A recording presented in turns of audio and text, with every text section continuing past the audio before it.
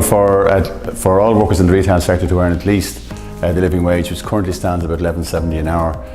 This is the minimum which is required to have a decent standard of living in Ireland. It's been arrived at by an independent research, and we're calling at the very least that all retail workers are paid that rate of pay. But we're further calling that our trade union will campaign for 30% union premium over and above the living wage, which will be a rate of pay equivalent to 15 plus euros an hour.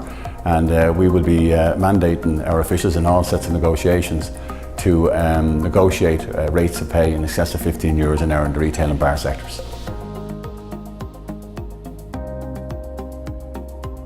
The vast majority can. Those who can't have nothing to fear. We are a reasonable trade union. We will take every circumstance into consideration while negotiations are ongoing. But the vast majority of retailers in Ireland are multinational retailers.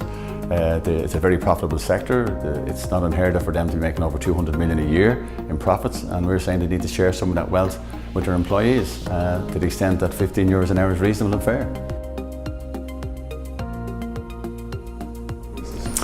One of the reasons is that our members are finding it extremely difficult to put a roof over their heads, whether that's in the rented sector or whether that's in the public housing sector, which is basically non-existent anymore, or in the private sector. Our members can't put a roof over their head.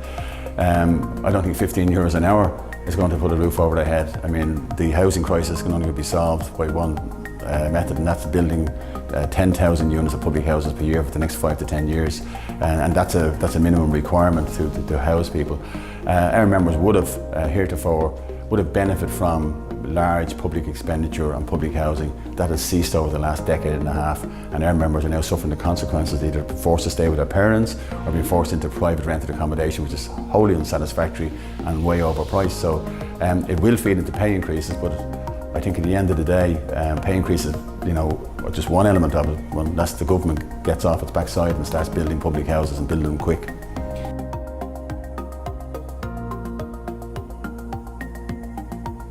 Well, you've got to mobilise themselves. They've got to organise themselves into a trade union. They've got to mobilise then themselves into a kind of an effective trade union within that employment, and that means, if necessary, having to take action.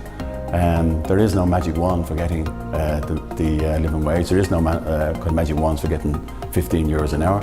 It's within workers' grasp, and I think most workers will win it. It's a justifiable rate of pay. It's a justifiable increase. And I think most workers, will see it as that and will mobilise and organise around it, and if necessary, will fight to get it.